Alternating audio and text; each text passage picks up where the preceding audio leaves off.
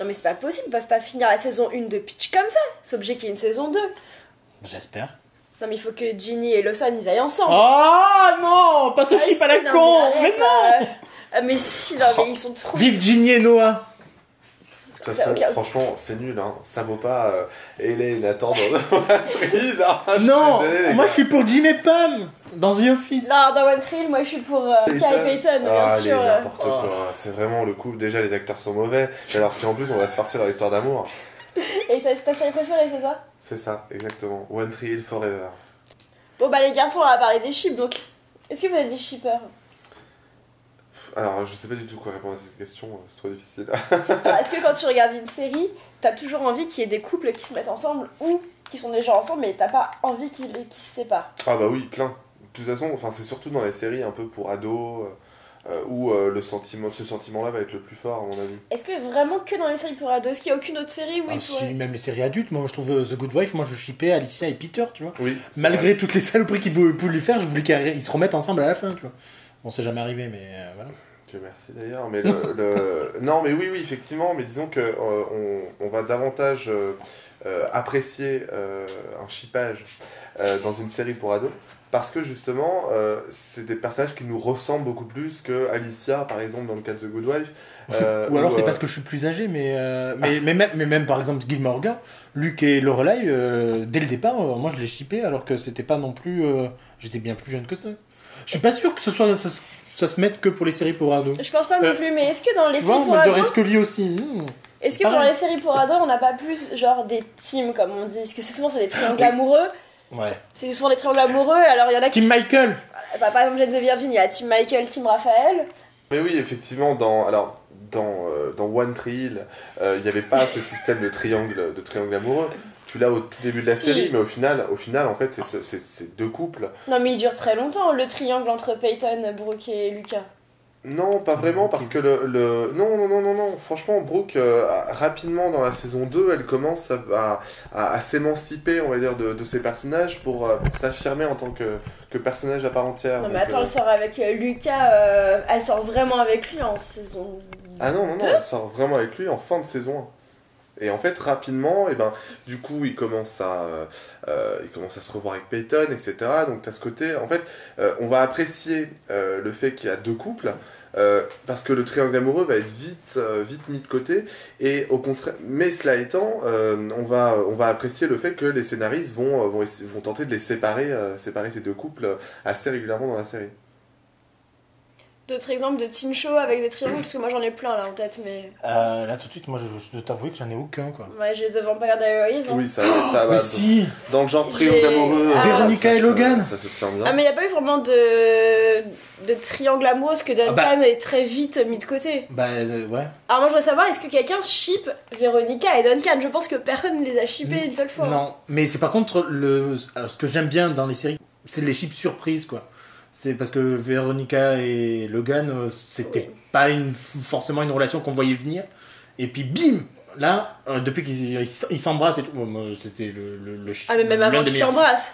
Ouais, non mais le bisou sur la coursive, je suis désolé, il aura marqué toute une génération de fans de Véronica Mars, quoi.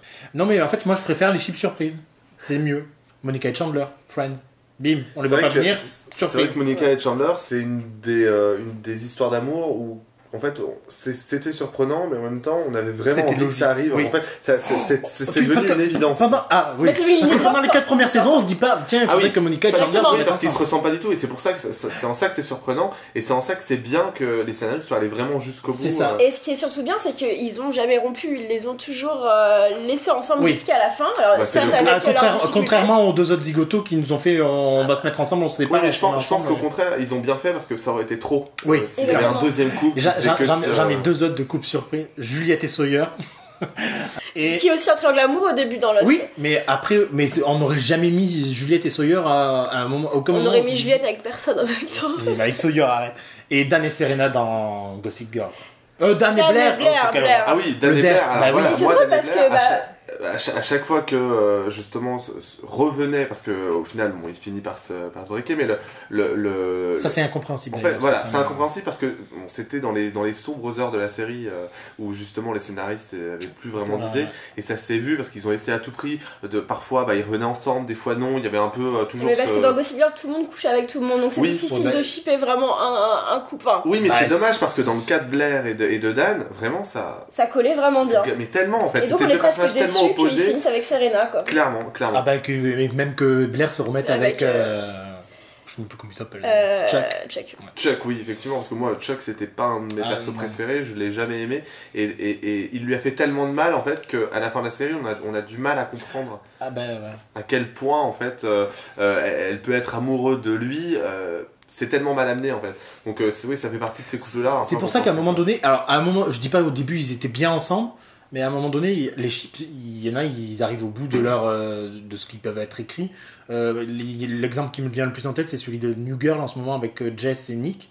Ils sont mis ensemble, ils sont tournés autour, ils sont mis ensemble, ils sont séparés, ils ont retenté un truc, et bien maintenant, chacun voit que des personnes d'autres de leur côté, et je ne vois strictement aucun intérêt au chip et à la volonté des scénaristes de les remettre ensemble. Au bout d'un moment, c'est fini, il passe à autre chose. Et pour moi, Nick va très bien avec Regan, qui est joué par Megan Fox. Et ça serait bien qu'ils se disent pas avant la fin de la série, tiens, on va les remettre ensemble. Quoi. Ça n'a strictement aucun intérêt. Quoi. Alors, justement, comme tu parles de ça, est-ce qu'il y a des couples dans les séries qui sont ensemble et qu'au contraire vous ne shippez pas du tout et que vous dites mais vous comprenez pas pourquoi ils sont ensemble? Bah, Chuck et Blair, hein, dans... Ouais, mais ça, moi, je peux comprendre pourquoi ils les ont mis ensemble. Oui, parce que c'était le couple du début. Dès le début, voilà, ils se cherchent. Non, ils étaient pas ensemble au début, mais ils se cherchent. Donc ça crée quand même quelque chose qui fait qu'on est quand même heureux quand ils se mettent ensemble au début. Après, on voit que c'est... Enfin, personnellement, que c'était plus une évidence de voir Blair et Dan, mais que par la suite. Mais est-ce qu'il y a... Je pense, toi, je sais que Fitz et Simon, dans Agent of oui, mais ils étaient pas ensemble au début, quoi.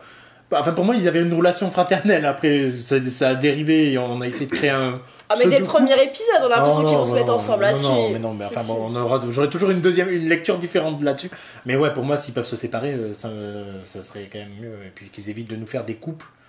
En fait, non, mais des couples, il y en a certains, il n'y en a aucun intérêt. Je sais pas si ça fait plaisir à des gens, en fait. C'est du fan service ou pas, je sais pas, mais c'est chiant, quoi. Je pense qu'il y a des chips qui existent, on se demande pourquoi. Par exemple, je pense à Grey's Anatomy, Alex et Meredith. Quelle horreur, le Merlex. Comment? Alors attendez, moi du coup j'ai une saison de retard, donc du coup Alex non mais il se passe rien, mais les gens il y a toujours ce côté un peu comme les bromances en fait, c'est sous-entendu, mais tu vois bien que ça peut pas aller plus que le simple regard par exemple. Ils le sous-entendent beaucoup dans la série. Voilà, c'est ça le problème. Alors qu'il y a des séries où ils le sous-entendent pas, comme par exemple Once Upon a Time, beaucoup de shippers ship Regina et Emma ensemble, alors que il y a rien du tout, quoi. Moi, il y a dans le cas de Grey's Anatomy avec Alex, moi c'est un personnage que j'aime beaucoup, c'est celui qui m'a fait reprendre la série fut un temps. Je trouve que son caractère fait qu'il est assez unique en son genre, et du coup, qu'importe avec quel personnage les scénaristes peuvent le mettre, son personnage à lui-même, son personnage à lui seul est suffisant pour donner un intérêt à la romance qui va éventuellement se créer. Et dans le cas de Meredith, alors ça me surprend parce qu'il y a cette relation frère et sœur en fait entre les deux personnages, donc c'est un peu perturbant, mais en même temps, venant de Shonda Rhimes et de certains scénaristes qui ont aussi bossé sur Scandale et compagnie, franchement ça m'étonne pas qu'ils fassent n'importe quoi. Je suis pas sûr que ce soit en fait pour moi là aussi ça fait du fan service, quoi, parce que les gens voudraient les voir ensemble, que les scénaristes disent bon ben on va peut-être jouer là-dessus pour essayer de les attirer un peu plus. Je serais curieuse de voir ce que ça donne quand même, même si je suis pas pour. Non, je suis pas pour, mais je serais curieuse de voir ce que ça donne. C'est comme des frères et sœurs, quoi. Moi je trouve ça ignoble, quoi. Moi je suis pour le retour d'Izzy de toute façon. Oui, moi aussi. Moi aussi, parce que vraiment le personnage d'Alex ça n'a jamais été aussi intéressant que quand il y avait Izzy justement. Donc franchement c'est dommage qu'elle soit partie. Après voilà, c'est un autre débat, mais tu parlais de couples qu'on n'avait pas envie de voir ensemble. Clairement, moi, celui qui me vient tout de suite à l'esprit, c'est Olivia et le président dans Scandale. Fitz, merci. Parce que il est horripilant. Bon, l'acteur est mauvais, mais ça, à la rigueur, j'ai arrêté à cause de ça, parce que quand ils se sont mis ensemble, mais moi aussi, j'ai exactement arrêté pour la même chose. Au-delà du fait que c'était de plus en plus complètement what the fuck au niveau des scénarios, le couple est vraiment relou. Et le problème, c'est qu'on m'avait fait arrêter de regarder la série quand même, le couple. Ah mais c'est dingue. Ah oui, ça c'est sûr. C'est vraiment la raison principale en plus. Voilà, le problème c'est qu'en fait on nous vend une Olivia hyper forte, girl power, etc. dans toute la série, et dès qu'elle est à côté de Fids, elle va devenir insignifiante et quasiment soumise à lui. En fait. C'est ça le problème, c'est qu'il y a certains chiffres qui prennent le dessus sur les personnages en eux-mêmes. Sur le caractère. Ouais. Clairement, et c'est très dommageable pour certains personnages, quoi. Mais il y en a certains où au contraire c'est très bien qu'ils soient ensemble, quoi, qu'ils se mettent ensemble et qu'ils vivent ensemble. Et alors au contraire, est-ce qu'il y a des séries et des couples, des gens que vous shippez qui au contraire ne sont jamais mis ensemble dans la série, soit qu'elle soit terminée, soit la série continue encore maintenant, mais ils ne sont toujours pas ensemble, et vous, personnellement, vous aimeriez? Alors, quitte à créer le débat, ils ont été un petit peu ensemble quand même, mais finalement, j'aurais aimé que Rachel et Joey quelle horreur! Allez-y, vous pouvez m'insulter. Ah ouais, non, c'était le pire couple de la série. Mais moi, je trouvais que sur certains passages des épisodes où ils étaient ensemble, c'était touchant. Il y avait un côté touchant. C'était un petit peu exagéré, mais touchant. Voilà, donc j'aurais aimé qu'il y ait un peu plus que 3-4 épisodes. Non, mais ils se sont fait défoncer les scénaristes en plus, mais ils ont vite essayé de tourner la page de ce. Pour moi, ils ont même pas eu une fin de relation. Mais c'est ça le problème. Pour moi, c'est pas le pire passage de la série. Franchement, pour l'avoir revu il y a pas très longtemps, ce passage-là, il passe crème. Il est juste mal terminé. Parce que tu vois bien que les fans les pressent d'en terminer. Mais s'ils avaient mieux vendu leur truc, je pense que ça serait mieux passé.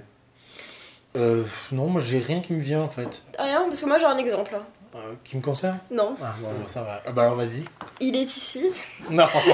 Bizarrement, avec Rick. Je ship Daryl et Carol. Je sais pas pourquoi, je trouve qu'ils ont une relation qui fait que ça me dérangerait absolument pas de les voir ensemble. Même, j'attends ça en fait. J'attends qu'ils se mettent ensemble. Moi je crois qu'ils s'étaient mis ensemble. Ah jamais, il s'est jamais rien passé, il y a même pas eu un bisou entre eux. Ah ouais. Ouais, pourtant... Comme quoi il y a des séries... on s'attend pas vraiment, c'est pas vraiment les histoires d'amour, n'est pas le cœur de la série. C'était le couple surprise que tout le monde aime bien, quoi. Mais en même temps, ils sont jamais ensemble, donc ça non, voilà. Je notais. Et à contrario, est-ce qu'il y a des séries où vous n'avez aucun ship, où vous n'avez pas du tout envie vous en foutez complètement des couples dedans et qui pourraient se mettre ensemble? The Big Bang Theory, quoi. Hein. Le problème, c'est que le couple, ça n'a été qu'un prétexte. Et très franchement... Ah mais Sheldon et Amy... Ah non, alors ils sont horripilants. Déjà Sheldon, j'en peux plus. Ils sont hilarants moi, les deux. Ah non, moi c'est celui qui m'a fait arrêter la série parce que tu vois bien que les scénaristes n'ont aucune idée de ce qu'ils peuvent faire avec les autres personnages. Donc ils mettent tout sur Sheldon. La preuve, il y a un spin-off en cours de développement sur son enfance.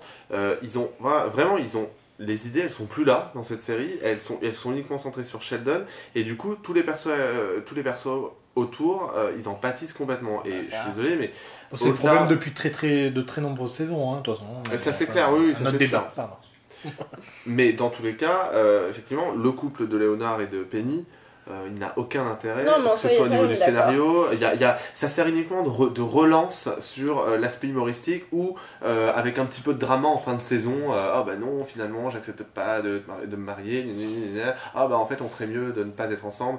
Ah bah ok, mais en fait, ça nous fait rien. Enfin, en tout cas, moi, perso, ça ne m'a rien fait de les voir partir chacun de leur côté. Au contraire, j'étais là, ça y est, on va enfin pouvoir passer à autre chose. Et non, malheureusement. Donc voilà, c'est...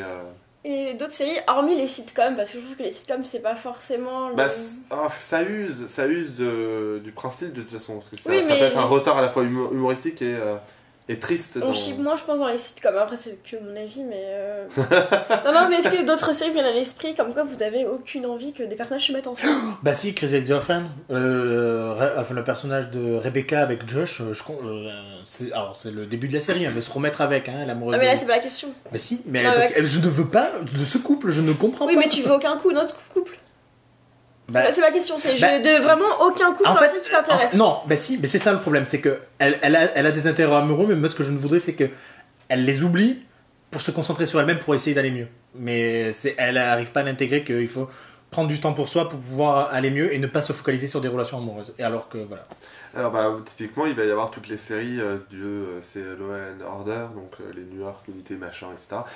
Où ils ont tenté un petit peu d'apporter de la vie privée chez les différents personnages, mais en fait c'est pas du tout le cœur de la série, et tu vois bien que les scénarios sont pas faits pour, clairement.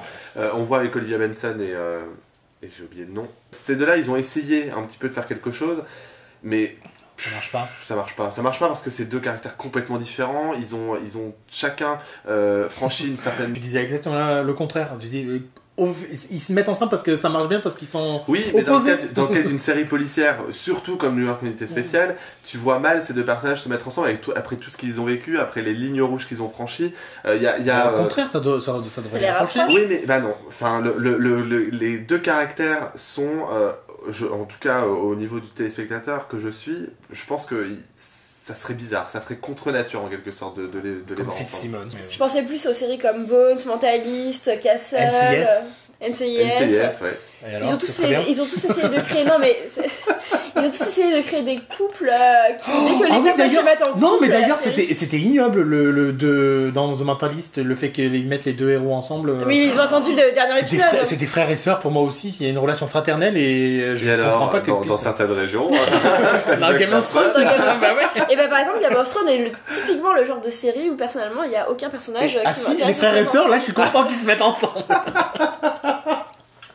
Non mais oui, moi non plus, en fait je m'en fous, Game of Thrones de toute façon. Mais... Oui, parce que de toute façon Game of Thrones, ils vont tous crever, donc oui, c'est ça. Donc au final, en fait, il faut pas trop s'attacher. Voilà, c'est ça. Bon, sinon pour conclure, votre chip du moment. Non, ça c'est dégueulasse. J'en ai pas du moment, mais j'en ai un qui restera toujours avec moi. Mais non, mais c'est celui de The Office, bordel. Non, mais moi je suis Jim et Pam, quoi. C'est la quintessence du chip. Du couple. Véronica et Logan alors. Non, mais t'as jamais regardé The Office, tu peux pas comprendre. C'est tellement magnifique à voir, quoi. C'est une histoire d'amour et c'est dommage que les deux acteurs ne se soient pas mis ensemble d'ailleurs. Voilà. Oui, parce que moi j'étais à ce point-là, je voulais que les acteurs se mettent ensemble. Du coup, moi la mienne, ça sera This Is Us avec. Toby et Kate. Milo et Mandy. Milo et Mandy, voilà. Bon, et toi? Parce que si tu nous as posé la question, c'est que tu viens d'en avoir en tête. Là, j'ai le team Bosson de. Non, quelle horreur, oui, donc si c'est pour dire ça, non, vaut mieux oublier. Allez, remets-nous un épisode là, qu'on regarde d'autres gens se faire des bisous. Bon, allez, continuons avec un peu d'amour. Les téléfilms d'M6. Alors, attends, on parle de quelle série là? La Peach, tu viens de voir. C'était Peach ça. Bah merde alors. Je mange. On va avoir recommencé. Mais tu m'as regardé tellement intensément que j'ai eu peur. J'ai eu peur de te dire une connerie, quoi. Donc, comme vous avez compris, on va parler des chiffres. Eh ben, si tu veux. Est-ce que vous avez des shippers? Attends, la boue. Bon. Des shippers. Bon, j'imagine que ça veut dire que Sylvain l'est, mais...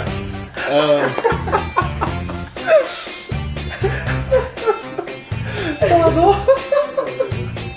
En fait, j'ai une Dora qui s'affiche à l'écran, puis en mode shipper, arrête de shipper. Du coup, Quoi? Dora est T'as quel âge déjà? Putain, mais on est quel... non, c'est demain. Putain, j'avais oublié. Ok, meuf. Un peu bizarre.